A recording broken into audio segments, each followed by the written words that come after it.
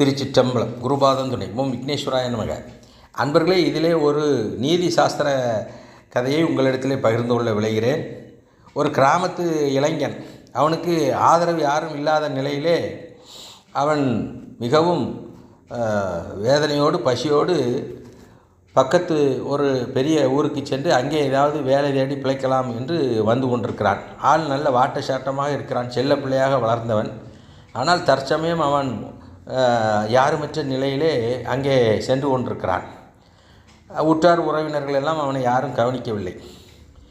அங்கே காட்டு வழியாக சென்று ஒரு கோயில் இருக்கிறது. அந்த கோயிலுக்கு அருகே ஒரு மரத்தடியிலே சென்று பசியோடு அமர்ந்திருக்கிறான். வெயில் வேறு அதிகமாக இருக்கிறது. அப்போது அந்த வழியாக சாறை சாறையாக மாட்டு வண்டிகள் சென்று கொண்டிருக்கின்றன. ஒவ்வொரு மாட்டு வண்டியிலையும் அரிசி முடைகள் ஏராளம் செல்கின்றன. கிட்டத்தட்ட ஒரு 100 வண்டிகளுக்கு மேல் சென்று விட்டது. அதற்கு பிறகு பின்னால் ஒரு குதிரையிலே கம்பீரமான ஒரு பெரியவர் வருகிறார். அவர் முகத்தை பார்த்தாலே ரொம்ப கம்பீரமாக இருக்குது. பெரிய ராஜாவை போல வருகிறார். இவன் இப்படியே பார்க்குறான். நல்ல நறுமணமாக இருக்குது. அவர் வரும்போதே விலை உயர்ந்த பட்டாடைகள்லாம் அணிந்து, பட்டு பீதாம்பரங்கள் அணிந்து, நகைகள்லாம் ரொம்ப பெரிய பெரிய செயின்லாம் போட்டிருக்கிறார். தங்க செயின், வைர மோதிரம், வைர அட்டிகை, வைர டாலர் அப்படி எல்லாம் பதிச்சு பலன்னு வந்துக்கிட்டு இருக்கிறார். அவர்கிட்ட வரும்போதே நறுமணம் அப்படி வீசுது. உடனே எழுந்து நின்று பவ்யமாக, பெரிய முதலாளியாக இருப்பார் பொழுக்கு அப்படின்ட்டு இடுப்பில் தோளில் இருக்கிற துண்டை எடுத்து இடுப்பில் கட்டிட்டு நிற்கிறான்.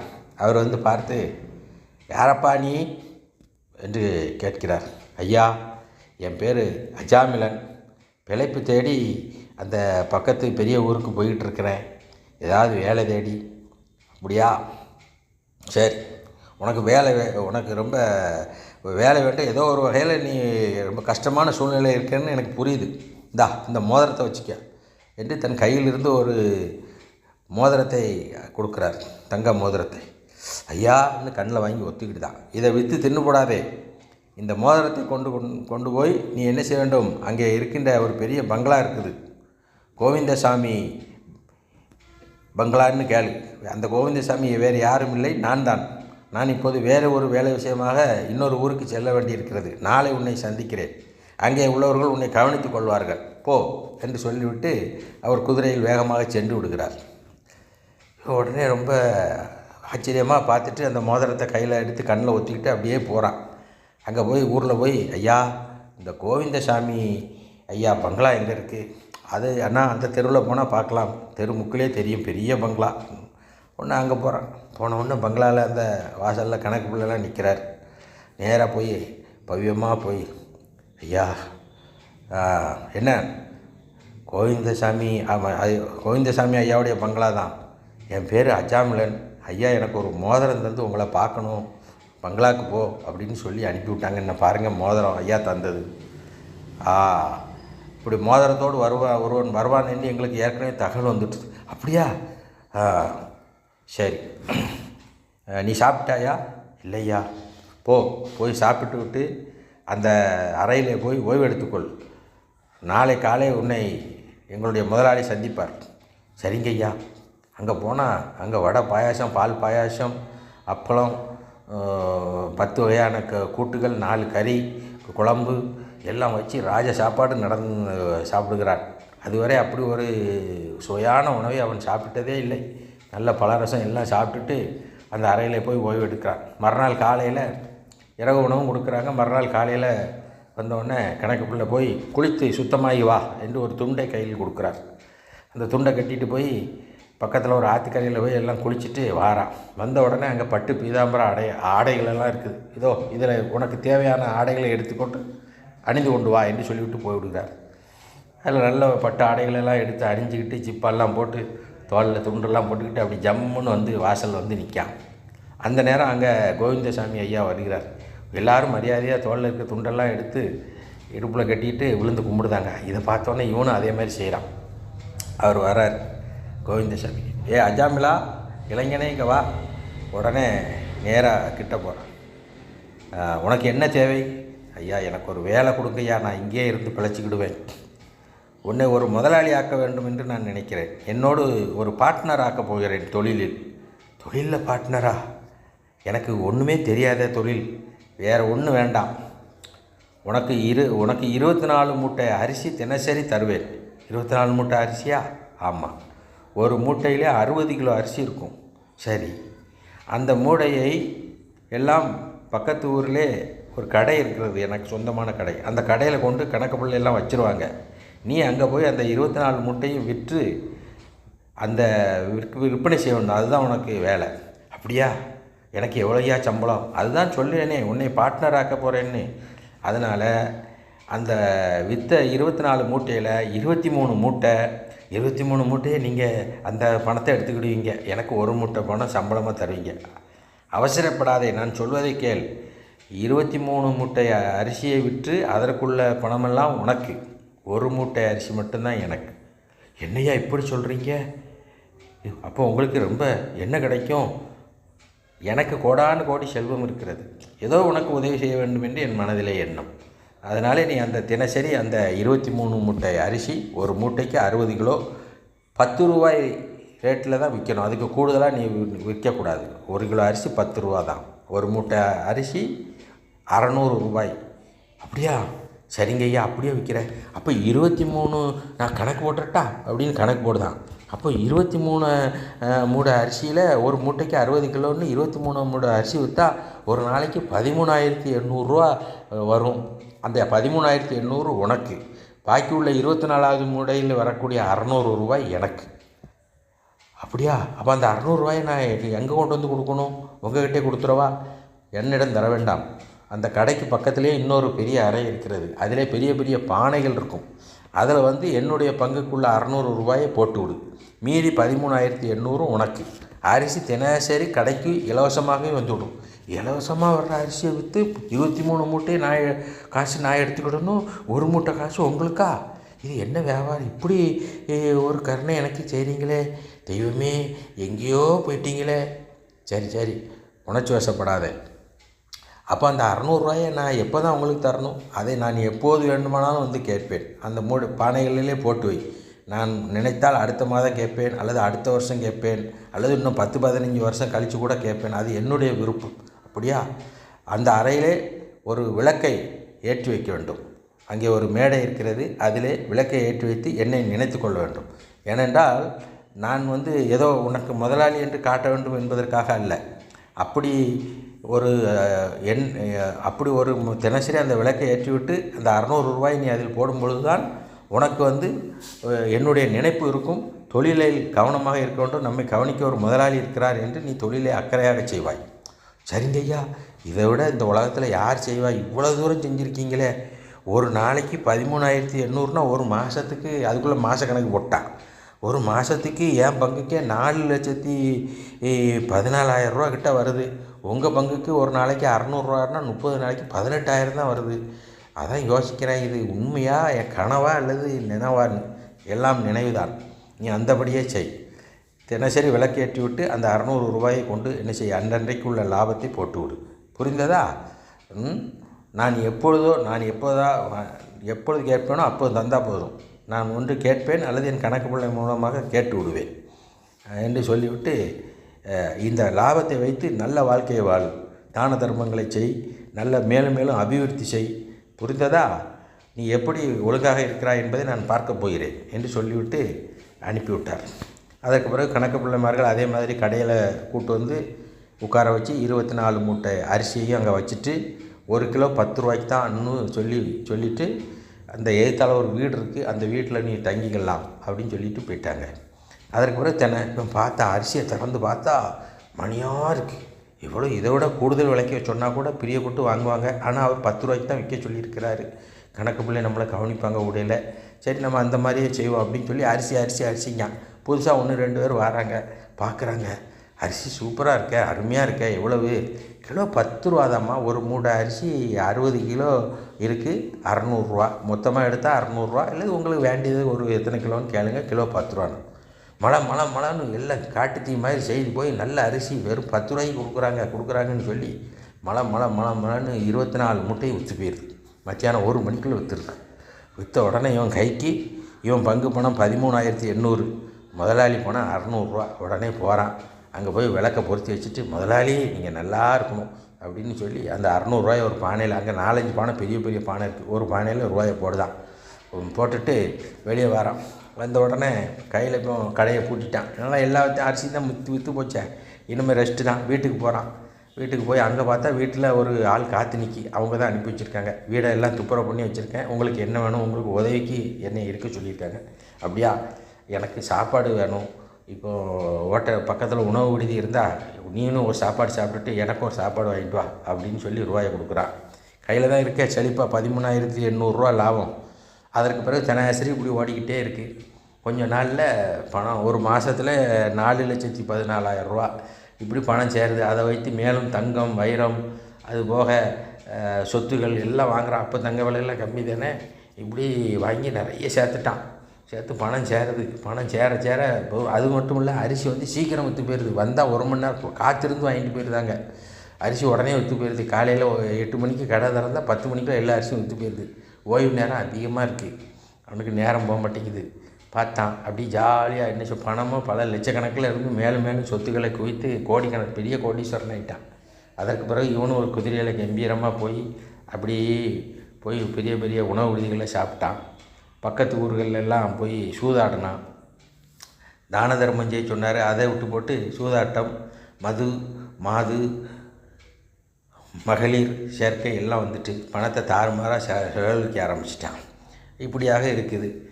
தொழிலை கவனிக்கலை. தொழிலுக்கு ஒரு சம்பளத்துக்கு ஒரு ஆளை போட்டுட்டான். அந்த 1 மணி நேரம் 2 மணி நேரம் உட்காந்து கூட அவனால் வியாபாரத்துக்கு பார்க்க முடியல. 24 மூட்டை விற்கும், 23 அவ்வளோ ரூபாயும் கரெக்டாக என்கிட்ட கொண்டா அப்படின்னு சொல்லுவோம். வாங்கின உடனே அந்த பணம் வந்தது. பணம் வர வர வர அந்த அறையை திறந்து அந்த 600 ஒழுங்காக போடுறது கிடையாது. அது அப்பப்போ என்றைக்கா ஒரு நாள் திறந்து 600 போடுறது. அதுக்கப்புறம் அந்த விளக்கெல்லாம் பொறுத்தது கிடையாது.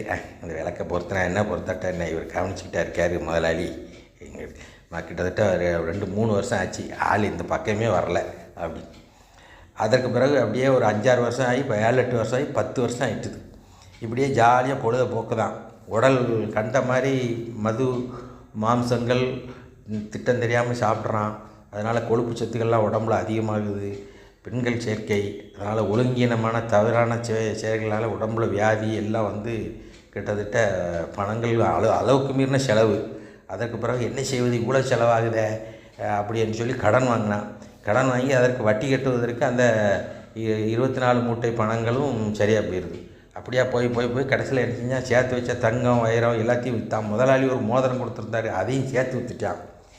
அதற்கு பிறகு பார்த்தான், சரி அந்த எல்லாம் பணமே தட்டுப்பாடாயிட்டு, எவ்வளோ வந்தாலும் அதுக்கு மிச்சமாக வட்டி போகுது, செலவு அதிகமாகுது. செலவழித்து கண்டாச்சு. அந்த பெண்கள் விட மாட்டேங்கிறாங்க. அவங்களே வந்து அரிசி மூட்டையெல்லாம் தூக்கிட்டு போயிருந்தாங்க. இவங்களால ஒன்றும் சொல்ல முடியல.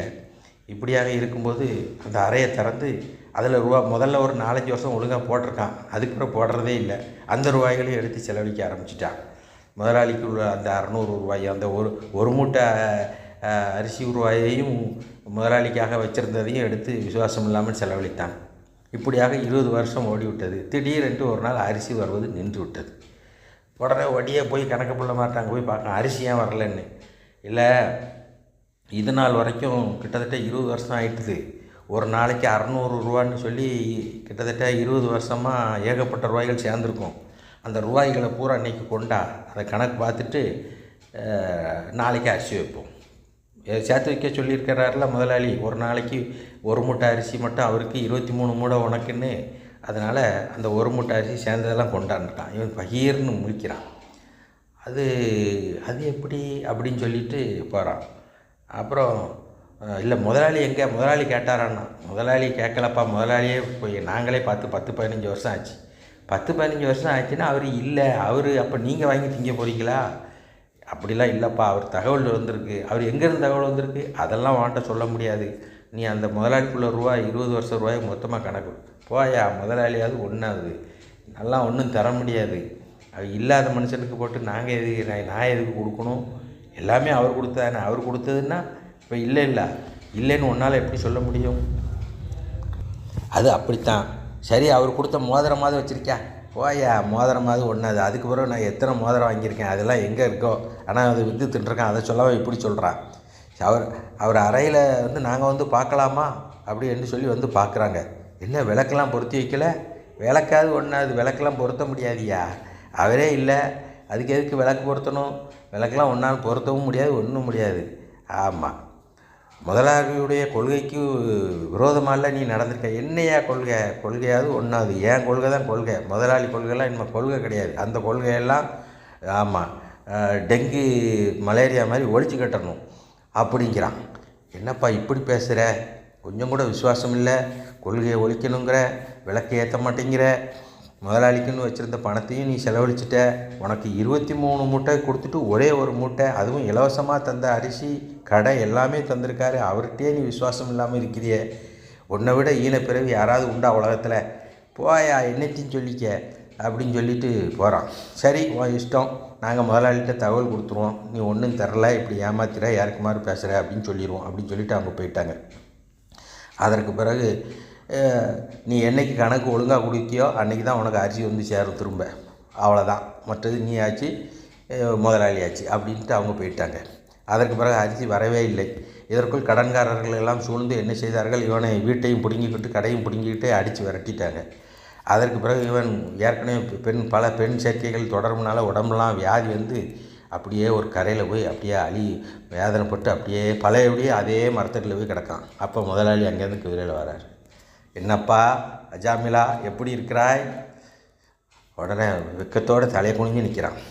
உனக்கு நான் எவ்வளோ சலுகை செய்து இலவசமாக 24 மூட்டை அரிசி தந்து ஒரு நாளைக்கு 13,800 ரூபா லாபம் உனக்கு வர செய்து எனக்கு 600 ரூபாய் தந்தால் போதும். அந்த 600ஐயும் என்னுடைய ஞாபகார்த்தமாக, அப்படி இருந்தால்தான் நீ அந்த பணத்தை பத்திரப்படுத்தி மேலும் மேலும் விசுவாசமாக இருப்பாய் என்பதற்காக அந்த 600ஐ பத்திரப்படுத்தி என்னுடைய ஞாபகமாக ஒரு விளக்கையும் ஏற்ற சொன்னேன். நீ விளக்கு ஏற்ற முடியாது அப்படின்னு சொன்னியா? என்னுடைய நல்ல போதனைகளை எல்லாம் டெங்குக்கு மலேரியா போல் ஒழிக்க வேண்டும் என்று சொன்னாயாம். என்னுடைய இப்படியெல்லாம் நீ பேசியிருக்கிறாயே. நீ உன் தான தர்மம் செய்தாயா? இந்த பணத்தை வைத்து நல்லது செய்தாயா? இந்த பணத்தை வைத்து தேவையில்லாமல் வேறு சில வியாபாரங்கள் செய்கிறேன் என்று சொல்லி தப்பான வியாபாரங்களை எல்லாம் செய்து தீயவர்களோடு சேர்ந்து கள்ள மார்க்கெட் வியாபாரமெல்லாம் செய்து அந்த பணத்தை எல்லாம் வீணாக்கி இப்போது அவர்களும் உன்னை அடித்து விரட்டி விட்டார்கள் அல்லவா? இது தேவையா உனக்கு? இந்த பணத்தை வைத்து எவ்வளவு புண்ணிய காரியங்களை செய்து ஒரு நல்ல திருமணத்தின் என்ன மாதிரியான முறையில் நீ வாழ்ந்திருக்கலாம். அதையெல்லாம் விட்டுவிட்டு இப்படி மக்களுக்கு எவ்வளவோ தொண்டு செய்திருக்கலாம், நல்லது செய்திருக்கலாம். இப்படியெல்லாம் விட்டுவிட்டு தேவையான எதையெல்லாம் செய்ய வேண்டுமோ அதை விட்டுவிட்டு தவறான கருத்துக்களை மக்களிடத்திலே பரப்பி நீயும் தவறாக நடந்து விசுவாசமில்லாமல் இருந்து விட்டாயே. இனி உன்னுடைய வினைப்படி எல்லாம் நடக்கும் என்று சொல்லிவிட்டு அவர் போய்விட்டார். இது அன்பர்களே, இது கதை தான் என்றாலும் கூட இது ஆன்மாக்களுக்கு இறைவன் கொடுக்கின்ற வாய்ப்பு. அந்த கோவிந்தசாமி என்பவர் இறைவன், அந்த அஜாமிலன் என்பவன் ஆன்மாக்கள். இந்த ஆன்மாக்களில் எல்லா ஆன்மாக்களும் இல்லை, தவறாக நடக்கும் ஆன்மாக்கள்.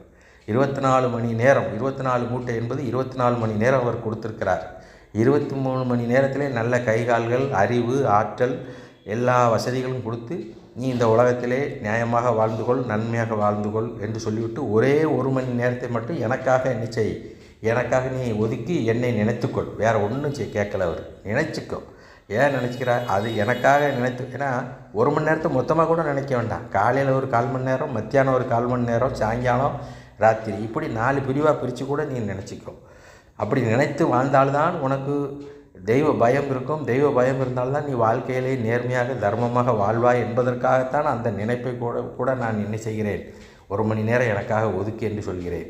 ஆனால் 23 மணி நேரத்திலே நீ என்னையும் 23 நேரமும் உலக சுகங்களுக்காகவே அந்த சிந்தனையாகவே வாழ்ந்து அதற்காகவே பல முயற்சிகளை செய்து அதிலே தவறான காரியங்களை செய்து அந்த 1 மணி நேரத்தையும் எனக்காக பயன்படுத்தாமல் அதிலேயும் தவறு செய்து உன்னுடைய தவறுகள் இன்று உன்னை வீணாக்கி போய்விட்டது, ஒன்றை வீணாக்கி விட்டன.